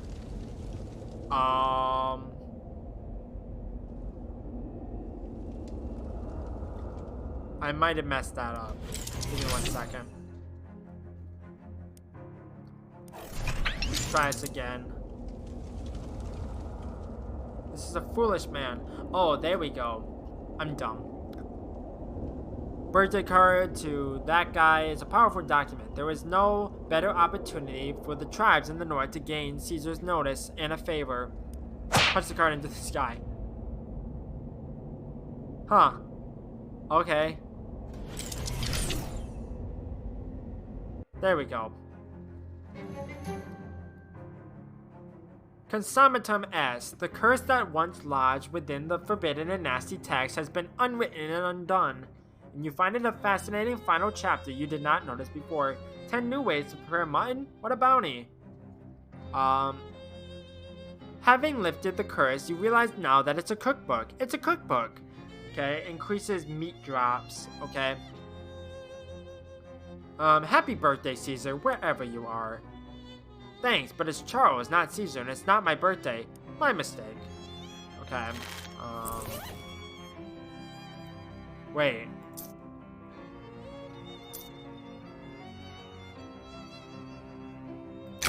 Oh, okay. This book is so much less than it used to be, now that it's almost as boring as a real book. This 11-chapter cookbook consists of 1 chapter of actual mutton recipes, preceded by 9 chapters devoted to techniques for securing the mutton in the first place. You're not that interested in mutton acquisition, but the tips have some general applicability. There's 1 more chapter. The final chapter has a density of information that is going to take some time to parse. There are some mutton recipes for sure, but also detailed information on basically every other kind of meat that exists. Do you want to foray into the test? Sure. This chapter goes into dismaying detail about all kinds of meat, and you glean some useful facts that will help you find more meat than ever before. Okay, I got 30 XP. You gotta perk meaty expertise.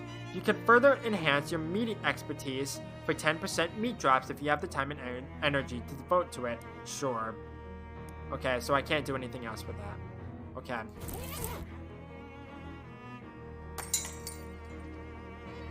Oh, that sounds really good right now. Yeah, let's go in here. The shopkeeper gives you a friendly smile. Okay, pants on racks, pants, and more pants. Racks of pants. Okay. Hi, I'm Jamie. Hi, I'm Nancy. If you're in the market for pants, you come to the right place. A market for pants. Okay, what do you have for sale?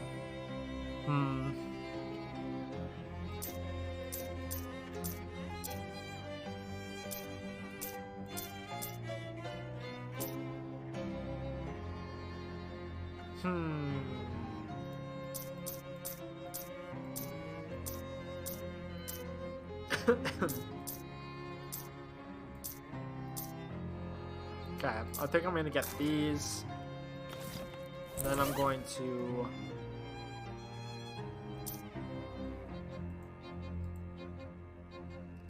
equip you.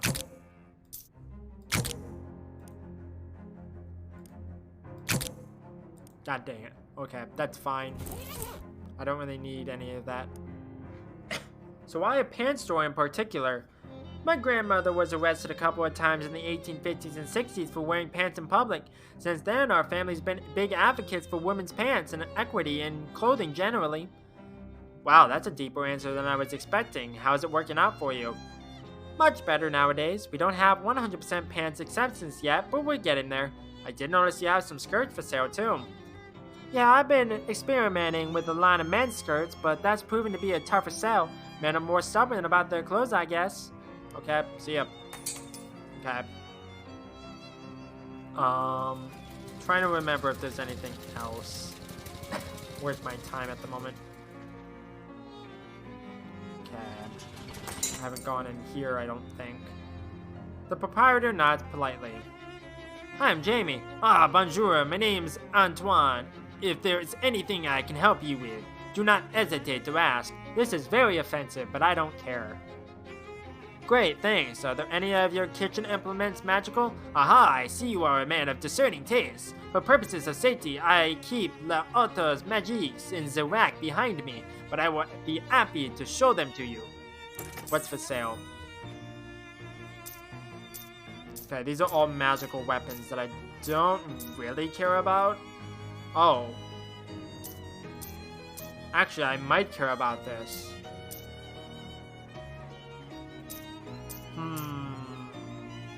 Let me check my weapon right now.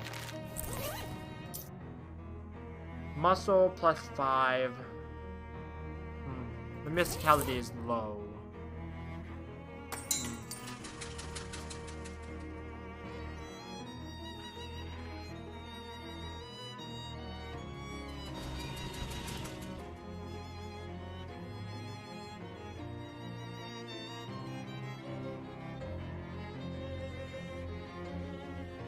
Awesome. How long do you think your script will be going for? Like, do you have like an idea for it? Or is it just like as you go along?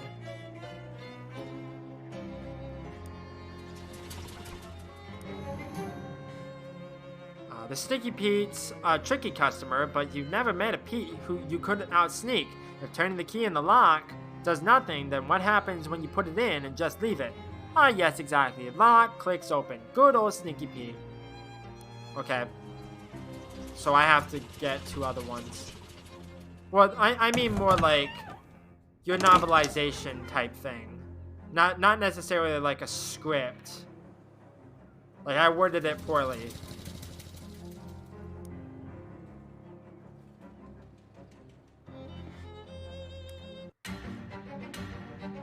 Chapter 5, Heartland of Darkness.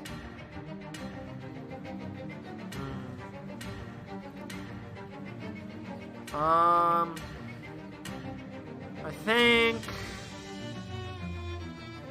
think I might call it for now. Because I've been going for about 2 hours and that feels like a good episode. So, yeah, I think I'm going to call it because this is apparently the last chapter of the game. And,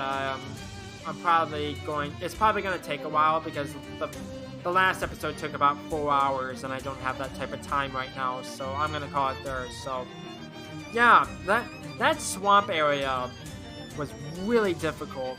Like, I need to, find some places to, like, grind. I might do that off camera or off stream. We'll see what happens, but thank you everyone for watching. I'm not good with outros, so I'll catch you in the next one. Bye-bye!